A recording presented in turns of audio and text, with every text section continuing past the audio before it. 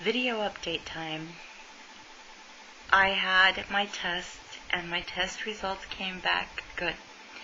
So, I am going to be okay. We're actually all going to be okay. That's the big news. So I just wanted to let you know, and I wanted to thank you for your support and your kindness and your messages. And I also wanted to say good luck to Diva Tanya, who had surgery today. So she's probably out of surgery by now, I would assume, and resting sweetly with morphine. Yeah, morphine. So Diva Tanya, I hope all went well, and I'll be checking your channel to see what's going on. It's all going to be good. Another thing that I wanted to talk about is a few people have written me, and a few people have actually commented in the past about, wow, you're really upbeat. What's your deal? Are you lying? Why are you telling me that weight loss surgery has been good to you? And isn't there anything awful about it? Just be honest. Quit lying to us. I'm not lying. I'm not gossiping. I'm just saying. There have been struggles since I've had weight loss surgery. Many of them have been more on the emotional side. Feeling depressed, feeling anxious, just not feeling myself. That was true for right after surgery for like the first 3 months. Chemical-wise, I think my body was just completely out of whack, and the hormones go crazy and all that kind of stuff, so I was tweaked. So I was high and I was low, and I was high and I was low. After that, since I'm going to be coming up on 18 months in May, I think, the struggles have been with accepting the changes and getting used to my body the way it is. All the changes, the good and the bad. The smaller sizes, but the looser skin. That happens to some of us. And since I'm just a teeny tiny bit over 40, it's happened to me. And so I have to deal with that and the discomfort of it and the concern of it, and I have to make my decisions on what I'll do. So that's an issue. Do I struggle about what I'm eating? Do I struggle with food? Honestly, no. I don't. Some people do and some people don't. I don't know what the answer is as to why we do and why we don't. There are certain foods when I'm eating that food that feel like maybe they might be a trigger of some sort. Like it's just a little bit too good. And I start thinking, I like this. Maybe I'll have it for dinner and for breakfast tomorrow and then for lunch again. I just start thinking about it. And the rule I have for myself is when I start falling in lust with certain foods, they go away outside of my house to somebody else's house. They go away.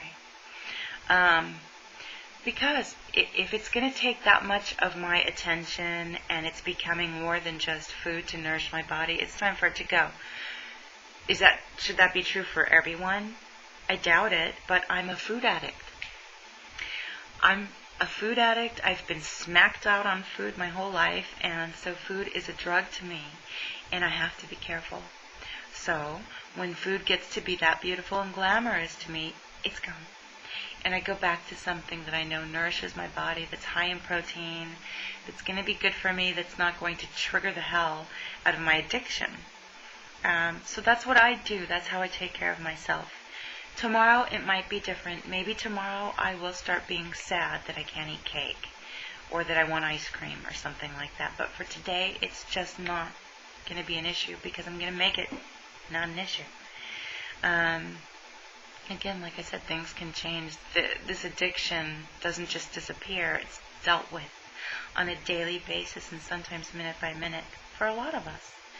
So if you're struggling with a certain food, be your own mom and dad and take it out of the equation. Quit torturing yourself. Why?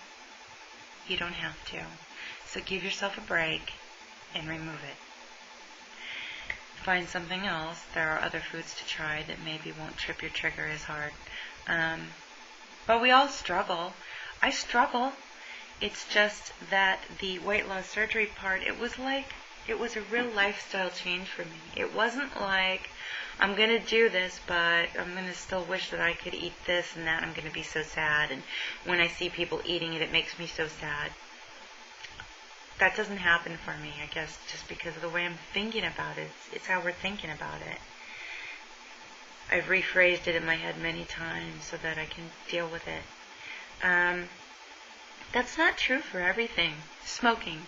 I quit smoking 2 or 3 years ago, and the reason that I did it was so that I could be approved for this surgery, for weight loss surgery. And so I didn't necessarily say goodbye to it. I did it to get what I wanted, which was the surgery. So there are times where I smell cigarette smoke and I want it. And I don't. I fight the urge. So I understand the feeling if you're having food conflicts. I know what that is. But for me, it's because it's unresolved.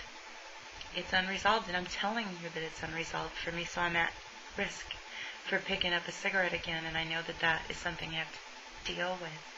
And I will when I'm ready to, but I'll have to want to. So that's me. There you go.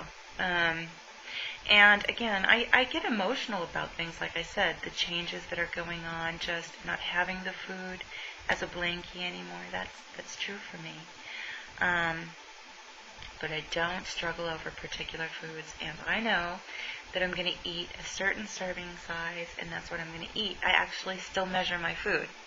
Why? Because these eyes cannot be trusted.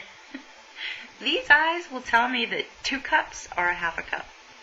That's just how I roll.